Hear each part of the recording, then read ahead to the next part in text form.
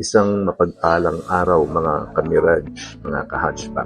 Ngayon po, magdi-DIY tayo. Kakabitan natin ng TV Plus ang ating Mirage. Mga ka-hatchback at mga ka-mirage, ganito po ba ang head unit ninyo?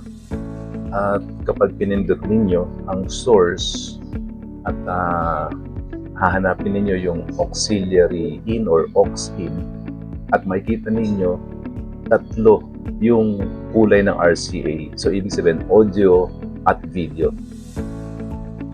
At kung sisilipin naman ninyo ang inyong globe compartment, ay meron kayo nito. Ang ibig sabihin lang mga kamirage ay pwede ninyong kabitan ng TV Plus, for the box, or any audio-video na gadget ang inyong hatchback. Ang i-share ko na lang sa inyo ay kung paano ko kinonect yung audio, video, or RCA dito sa input ng auxiliary ng ating hatchback. Ngayon, ang tanong, plug and play lang ba ito? Gaano ba ito kadali? O paano ito gawin? Basically, ang kailangan natin ay yung 3.5mm na male jack na i-insert natin doon sa auxiliary in ng ating hatchback. At ang kabilang dulo naman nito ay RCA na audio video.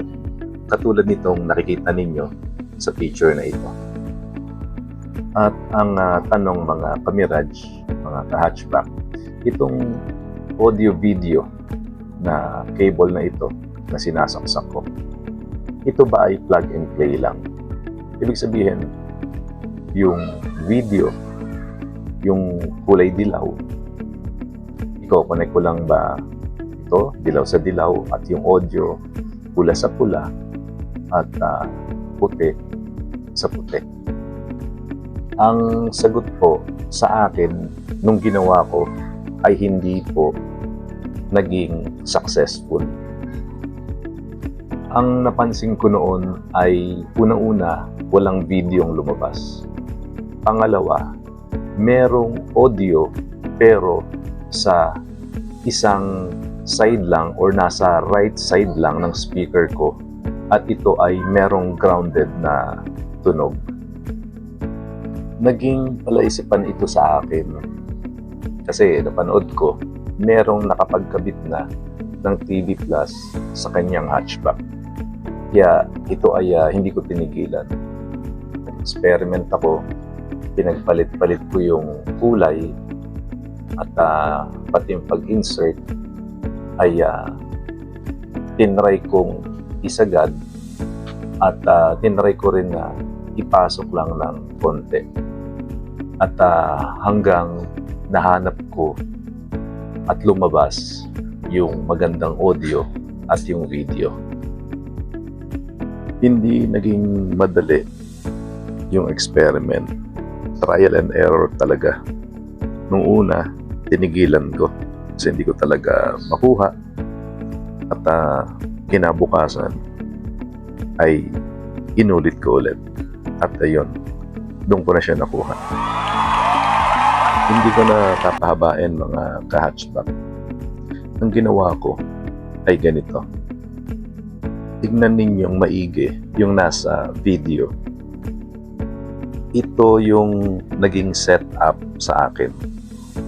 Yung output na RCA galing sa TV Plus, yung kulay puti, ay kinonect ko sa kulay puti rin ng input papunta sa ating auxiliary in.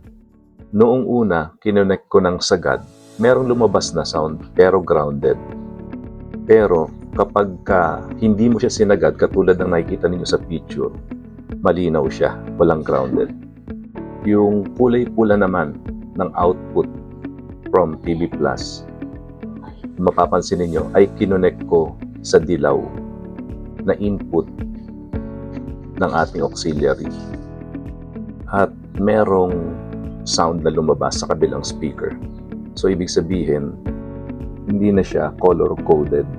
At yun namang video output ng TV Plus natin ay kinonect ko sa kulay pula na input ng ating auxiliary in.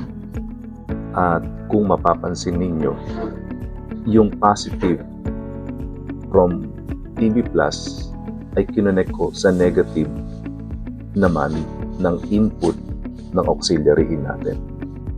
Kasi kapag positive to positive, ang connection na ginawa ko sa video ay walang lumalabas o no signal ang lumalabas sa screen ng ating hatchback. At ito ang naging resulta ng aking trial and error.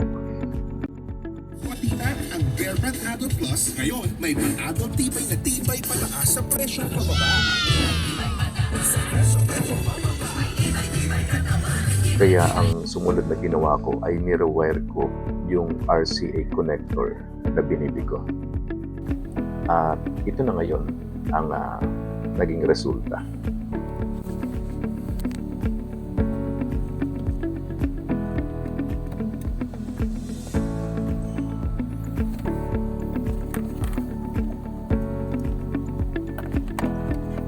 Kaya color-coded na siya. Pula sa pula, puti sa puti, at dilaw sa dilaw.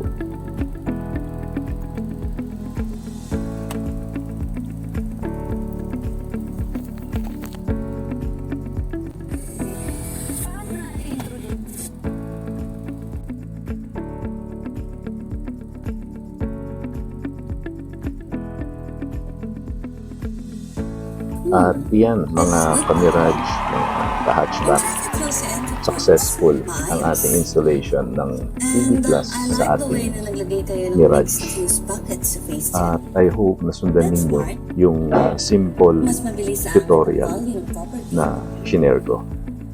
Pwede ninyong gawin sa Mirage ninyo, trial and error din kayo.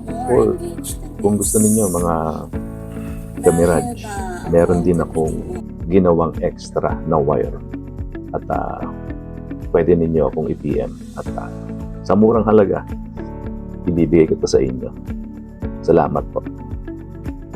At hanggang sa muli mga ka-Mirage, mga ka-hatchback, ito po muli ang inyong Mirage Hatchback DIY at abangan niyo po yung iba pang mga DIYs na gagawin ko. God bless po sa ating lahat at ride safe mga ka-Mirage.